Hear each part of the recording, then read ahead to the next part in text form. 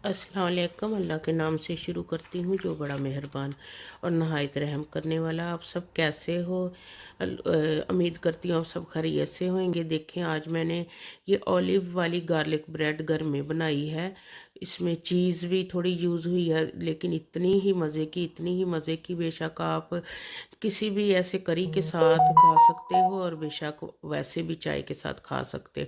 मेहमानों के लिए ये बना के पेश करोगे, फुल ऑफ ऐसे बड़ी ब्यूटीफुल और अच्छी एक डिश है और सभी पसंद करेंगे। और ना तो ये मुश्किल है, बहुत इजी है। आज मैं आपको इसका पूरा तरीका बताती हूँ कैसे बनाई, और बहुत ही मज़े की, बहुत ही मज़े की है ये हमारी bread. No we have no we use 500 gram